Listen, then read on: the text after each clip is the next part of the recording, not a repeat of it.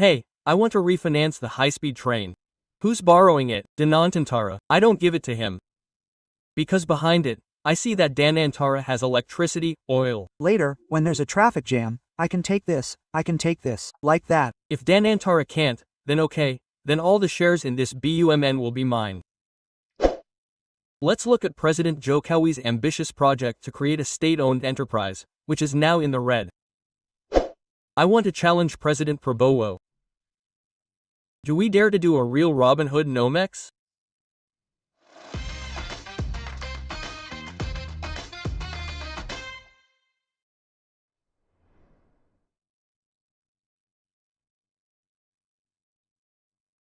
I want to digress a little now to an issue that is also very dear to Yanuar Rizky, and between the governance, I also want to get an overview after saying this has been going on for 4 months, maybe.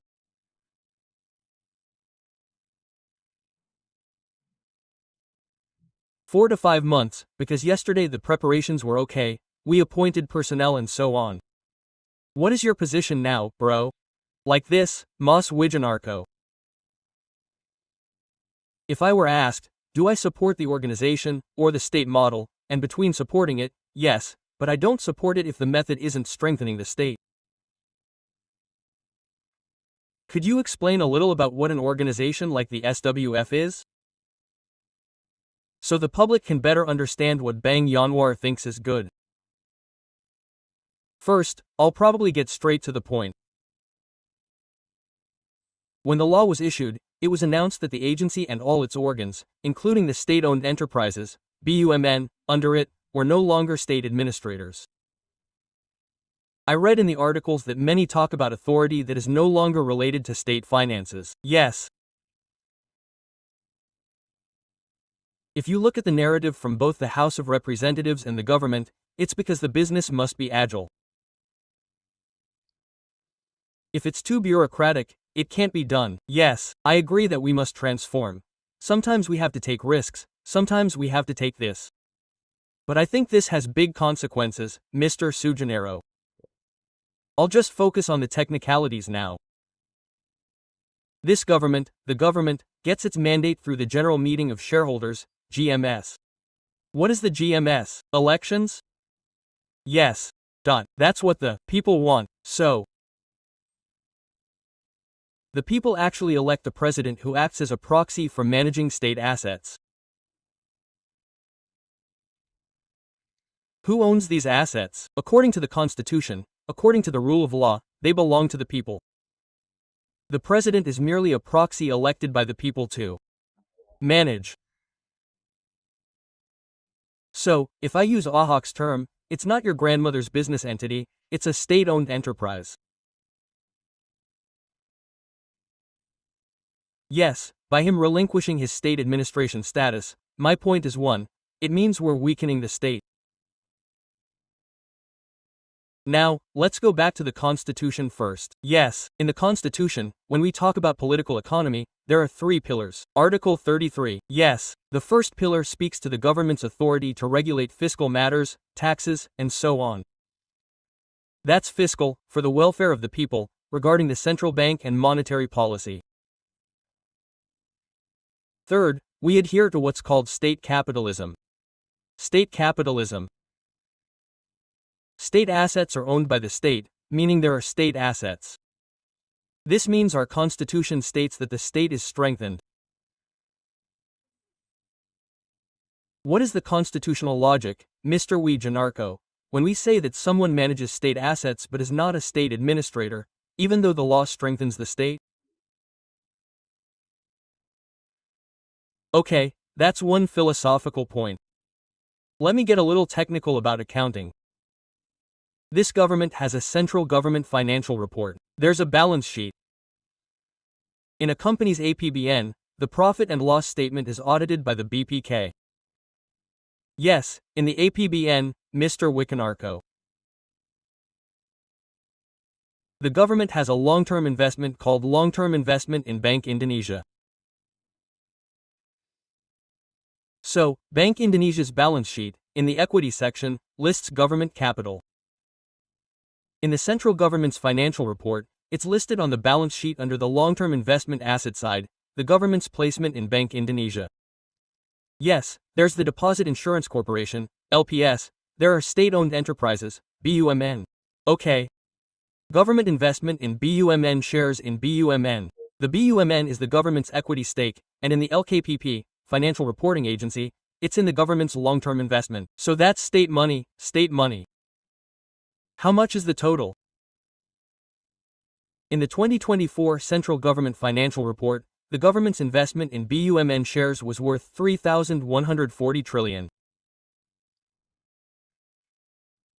This was transferred to Danantara, right? Yes, well, that's also still being disseminated by the public. What exactly does that mean? Is there an example, sir? Let me give you an example. Yes. When the SJSN law, the National Social Security System, was enacted, BPJS was born.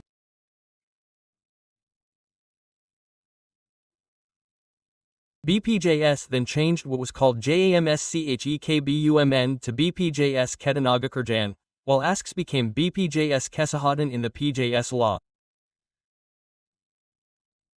So, Mr. Wijanarko, we also need to understand. If we're talking about SWF, we already have SWF, BPJS, and remember what was called the largest BPJS in Norway? Question mark. The hedge fund used to be something like that. SWF is essentially fund management, then portfolios and all sorts of things. So in our SJSN law, there's something called a Social Security Fund. This Social Security Fund is the accumulation of premiums from employers, i.e., participants, and also from the state. So, what was previously the government's stake in Jamsostek, the government's stake in ASCES, was transferred to become the state's portion of the Social Security Fund. What happened in the central government's financial statements? The BUMN Jamsik shares and the BUMN ASCES shares were removed from what was previously listed as long-term investments in government shares in BUMN. These two are referred to in accounting as reclassified. So, government investment in other entities remains on the government balance sheet, right?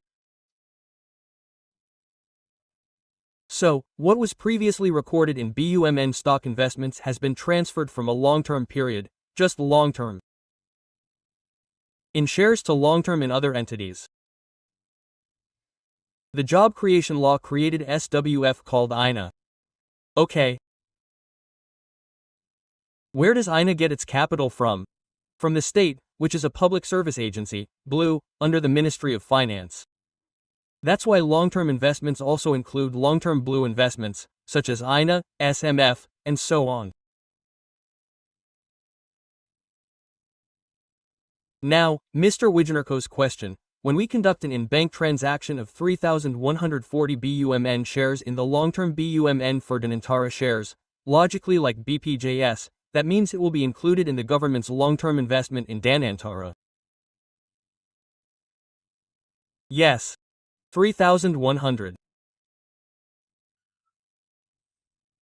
My question is, in the past 4 months, Danantara has truly separated itself from state finances, and the impression has even been that it's no longer subject to BPK audits and so on.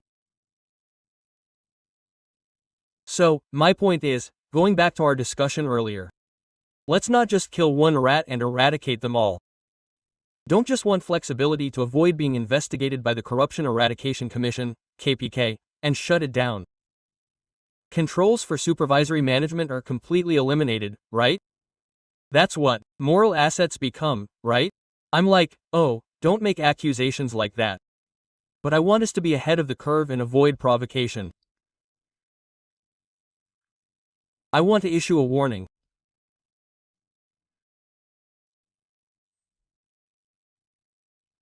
If this becomes an outward grant transaction that is truly outside the state budget, the government's balance sheet will drastically decrease by 3,000.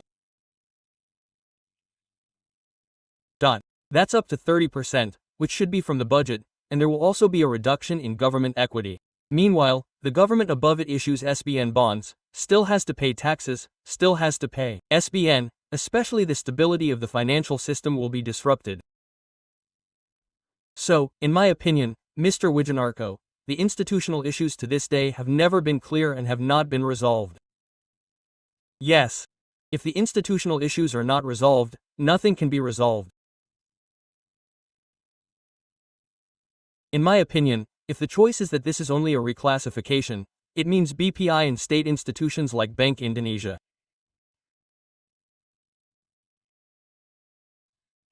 must be managed by the state, not by the state. But if it doesn't mean, Mr. Wijanarko, whether we like it or not, we're carrying out total privatization.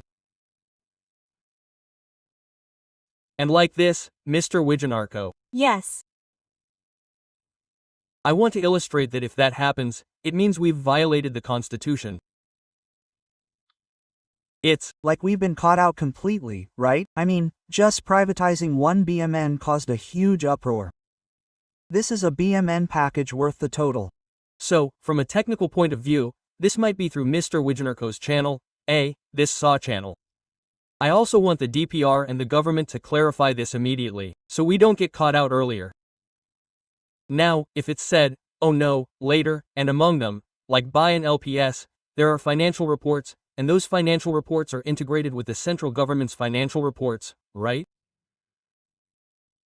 Well, if that's the case, then the law must be changed, right? This means BPI and state administrators, that what is said under it are two operational companies, not other companies.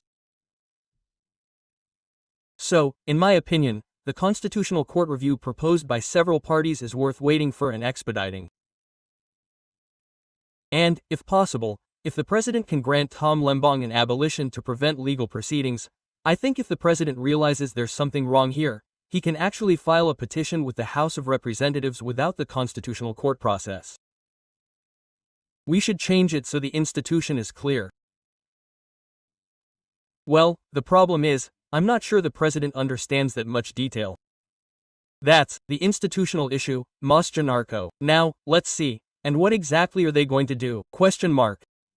I mean, there should be a plan, an outlook, at least this year. Okay, the outlook.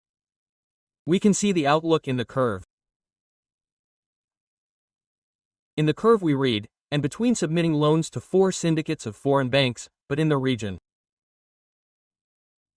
The total is $10 billion US. If we convert it to rupiah using the 16,120 rupiah exchange rate, that's around 10 trillion rupiah. But I read again yesterday in one media outlet that the head of BP and Antara said they had already received 275. So, it's like getting the loan is an achievement. But I want to examine why in between this need for money, Mr. Wijanarko. In the central government's financial report, yes, in 2023, so still have dividend debt. So that means we have to differentiate between book profit and cash profit. I did a simulation, Mr. Wijanarko. If all these SOs were consolidated into a total, what would the picture be? I did a simulation of the 2023 to 2022 SOE financial reports. In 2023 compared to 2022, Masaro, the consolidated SOE profit we simulated only increased by around 2.5%. But operating cash flow, from an operational perspective, fell by negative 51%. What does this mean, from a financial statement analysis? Most of this profit isn't cash. Because there's still narcotics. If we relate it again to PLN, Pertamina Pupuk Indonesia, which is POUT, this is the peso profit. So, these SOs are actually too closely tied to what is called state finances. Why are you acting like a hero, separating yourself from state finances? Mr. Wijanarko, we can look on Google to guarantee global bonds issued by PLN. The Minister of Finance once issued a wafer. What does that mean? The wafer is a guarantee that PLN's bills to the government will not be settled.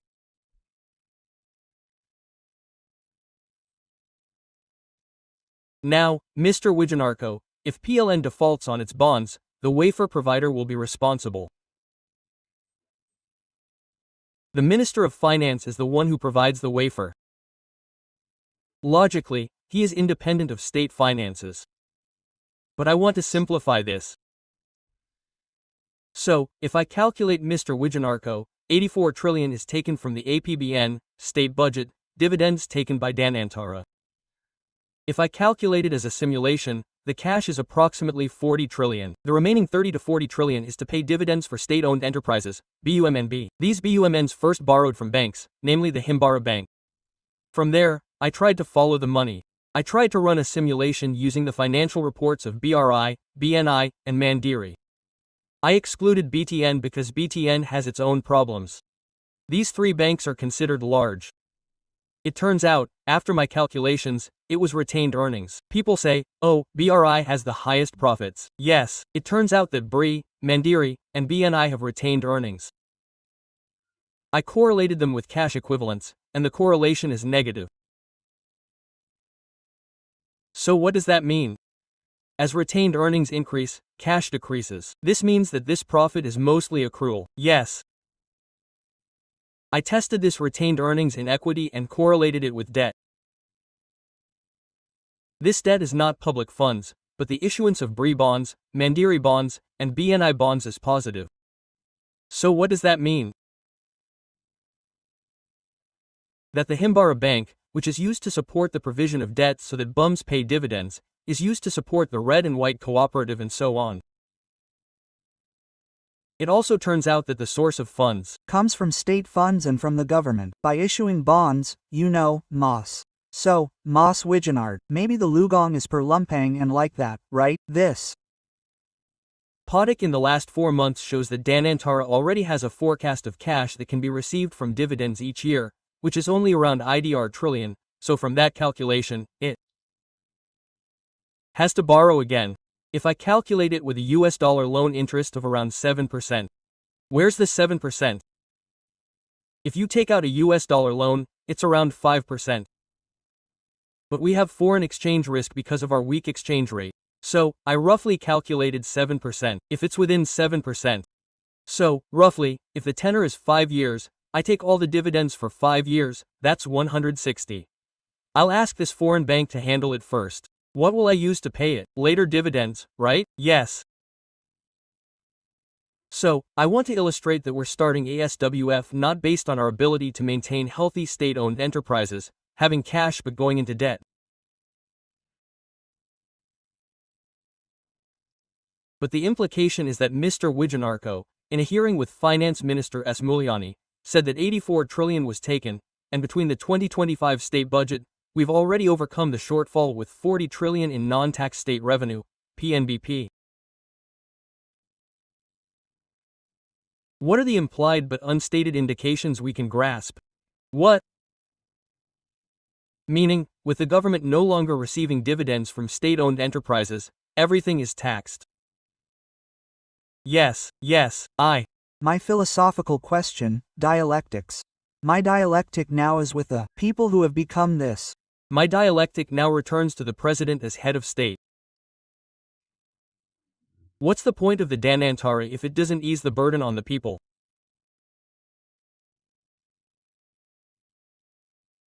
If just because the Danantara pays dividends and the state no longer receives dividends and the people are being taxed, then I think there's a dialectical signal that state-owned enterprises are no longer improving the welfare of their people, but instead making things difficult. It's starting to emerge now, that everything is being taxed, and it's also emerging, in addition to what we discussed earlier, that Bank Indonesia will implement payment ID. Yes. It will be detected. Wow, Mr. Wijan Narko made a transaction here. So, Mr. Wijan Narko is extraordinary. So, from there, I think it's okay if you want to do something like that. Front-loading the potential dividend for 5 years is now taken by borrowing from the bank. But the business is right? Investing in sectors that will indeed have high growth. Where I've read about it, I don't have any idea at all. Yes, I'm talking about one signal, Masood. I read the corporate action. The stock code TPI belongs to Chandra Osri, owned by Prey Pangestu. He has already made a corporate action, although it's still in the form of news, but it was done with Danantara. And between will enter PPI's PSN project. Mas Fianco, I keep asking in between front-loading all dividends taken and the money injected into PSN. PSN belongs to oligarchs. My question, Mas Wijanarko, is this what we want to do? If this is what we want to do, it means the oligarchic arison is again supporting or oppressing the people, improving the welfare of oligarchs. But I'm also trying to think outside the box. Oh, maybe this is what President Prabowo meant when he said that corruptors, as long as they return their money, I forgive them. I also have a somewhat out-of-the-box thinking, seeing Prabowo. Oh, maybe he wants to implement Robin Hood nomics but for the country. It could be like this, Mas Wijanarko. In fact, the money that Danantara will borrow from these 4 foreign banks may already exist. So, in fact, Danantara is a money laundering machine. But if it's released now, it's useless. That's why Danantara took the money as a loan, and it also went into its National Strategic Project, PSN. But in my opinion, if this is money laundering, it's not Robin Hood, right? Janarko meant it, right? This is a guess, right? If that's what happened, it wouldn't be Robin Hood. So, based on the political drama currently being carried out by President Prabowo, the amnesty for Masto, the abolition for Tom Lembong, I want to challenge President Prabowo and also the House of Representatives, DPR, which represents all political parties. Do we dare to do a real Robin Hood nomics? So, in my opinion, instead of touching the poor, PPATK should gather all those dragons. Dragons on the president's desk. Enough of your party, here it is. Now, the OJK should put them on the president's desk, summon them all, just like Mandela did with our apartment against corruption. Hey, you're laundering money, you're corrupt, you're involved in all sorts of things. Just admit it. I'll grant amnesty on the condition that you bring in the money.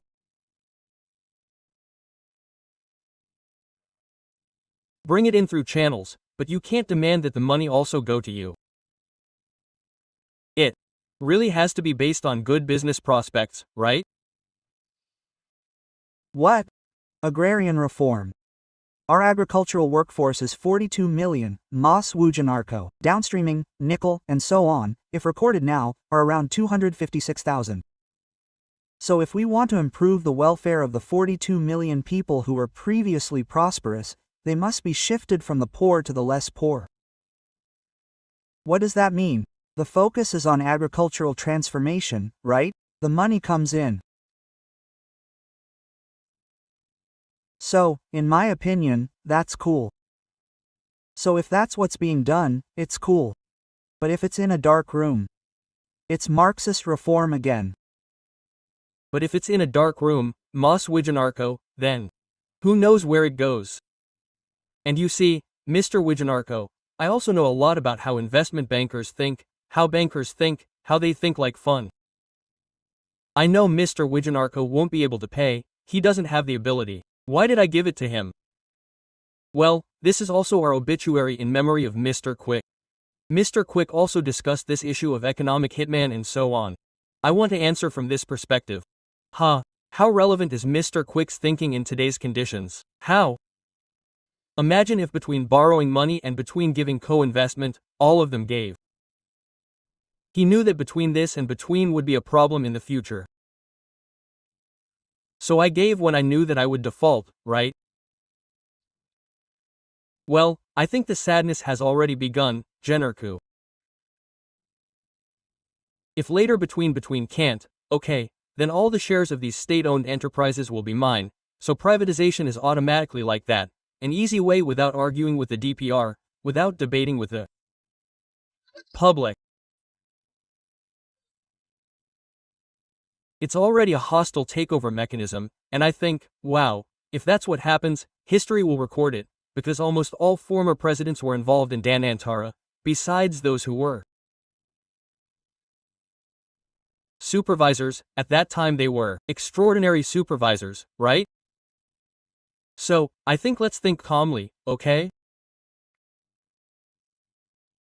If what appears in public, for example, I also said that Danantara will be used to finance the IKN project, which, let's say, today the KPBN is no longer capable.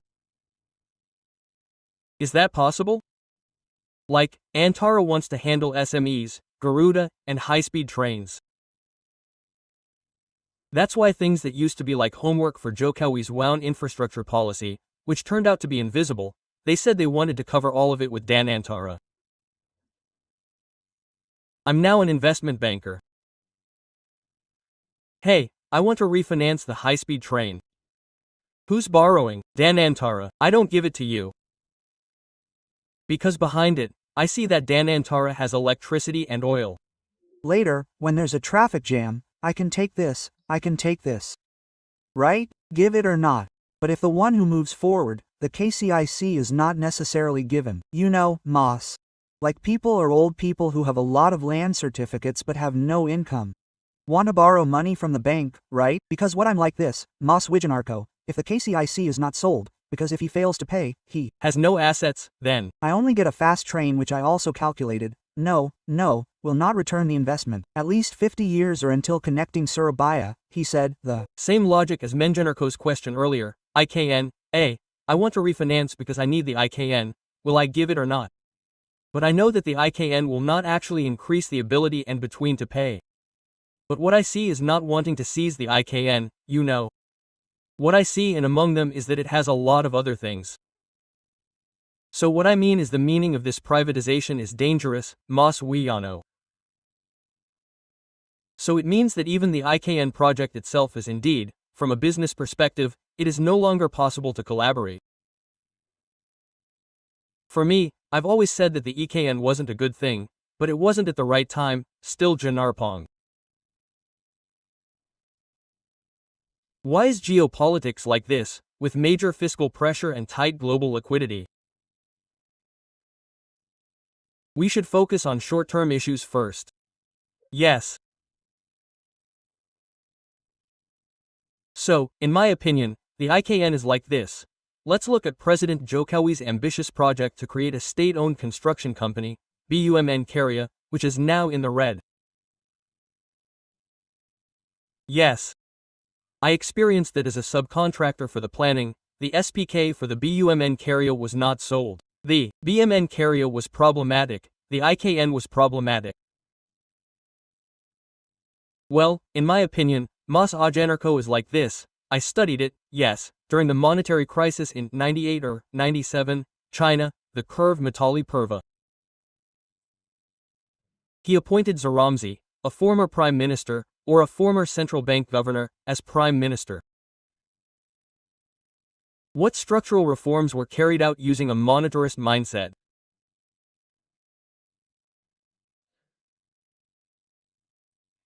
Well, what did Jurongzi do first, continuing what Deng Xiaoping did in 1988, was to clean up corruption. This is also what President Prabowo Subianto said in St. Petersburg. Petersburg, a country like Indonesia, the enemy is elite corruption. What did the shopping group of war do in 8, one of whose wife wanted to?